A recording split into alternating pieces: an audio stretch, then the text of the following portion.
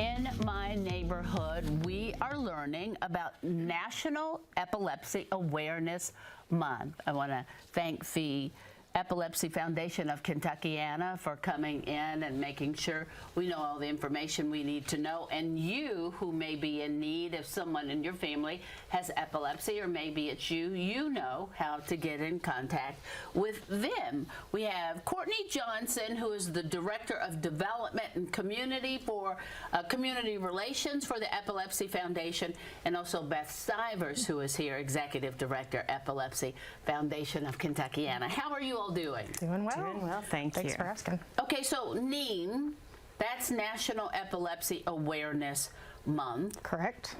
It is October or November? November. It is November, so we're coming up on it. We've got a couple of days before we get to talk about that.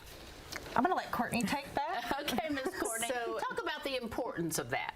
It's so important because there's still that negative stigma that follows epilepsy, and so this year's theme is Share Your Purple Power, and we have a ton of events going on throughout the month of November so that we can help help people living with epilepsy find that community and feel empowered to be able to talk about it and not feel like they need to hide in the shadows with their epilepsy. We want people to, meet others that are living with the same condition, caregivers, families.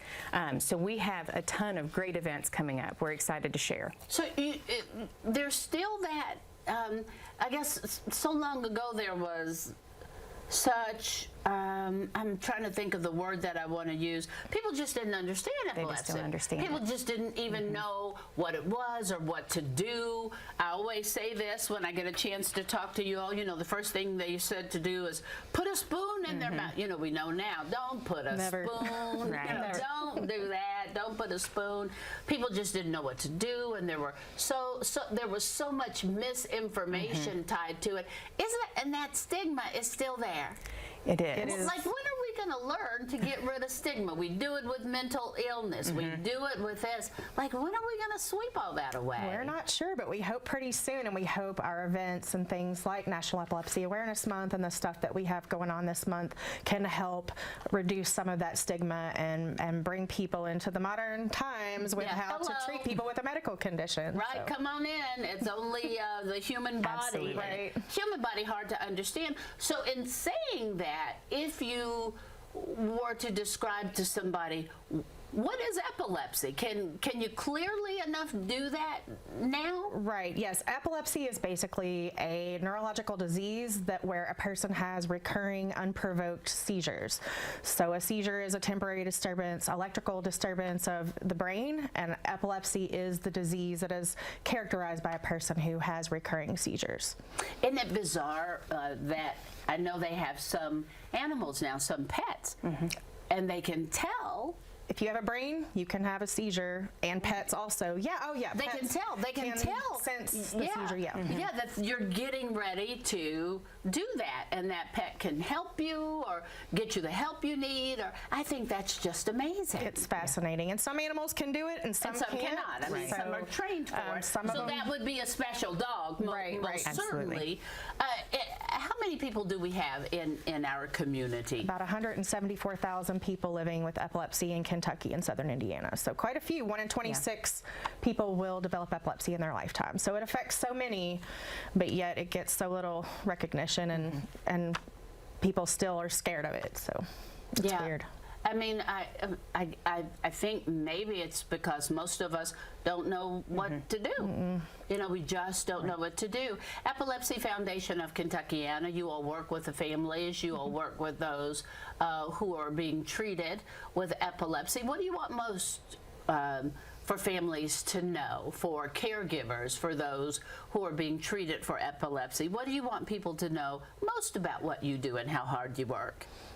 Well, we want people to know that they're not alone in this fight, and there are so many people just in this area. If you talk to anybody, they know somebody that has epilepsy, and so we want people to feel that community. We want them to feel connected. We want them to feel not afraid to talk about their epilepsy. So, we offer free seizure first aid training that anybody can take. So if you work at a place and you want to tell people about your epilepsy, here's what you should do if I have a seizure while I'm at work.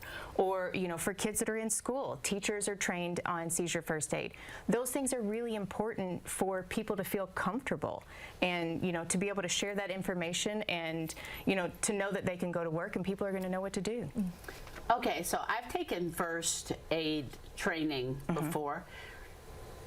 I've never been taught anything. Right. Shouldn't that maybe be part of I that? think it should be part would of be it lovely for if it sure. was. But Like, it's am I not. missing something? You are missing something. We thought so for a really long time, but nobody listens to us. But no, this specific training does go through the different types of seizures, what to do for different specific seizure types. But really, the tenets of seizure first aid is stay safe side. So we stay with the person, keep them safe, get them on their side, time the seizure, and then get somebody if they need help, or basically just stay with them until the seizure Until ends it and they're has safe. And if passed. it lasts longer than 5 minutes, we call 911. So That's not the importance of the time. If it's longer than 5 minutes, then you know they may need right. more. And that's if you know the person. If you don't know whether or not someone has epilepsy, if they're not wearing a seizure alert bracelet or necklace, then we would go ahead and call 911 from the beginning, just because we don't know what's causing the seizure. But for people with epilepsy, as long as you call 911 at the 5-minute mark, you are good. So what's the seizure alert bracelet? I have a medical alert A medical bracelet. alert bracelet for people with epilepsy.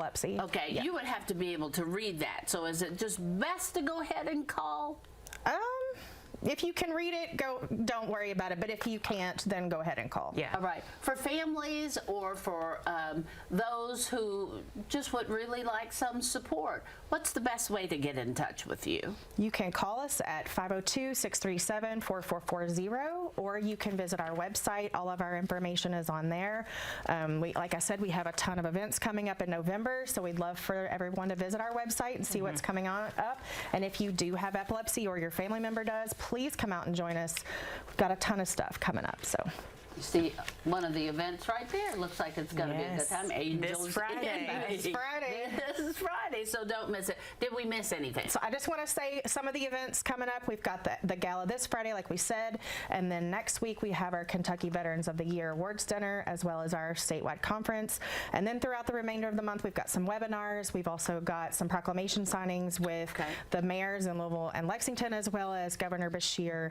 We're all going to be meeting at the Capitol on the 18th in the morning to do that. So check our website out. Make sure you don't miss it and join us. We want all the company. All right. We appreciate you. We do. All right.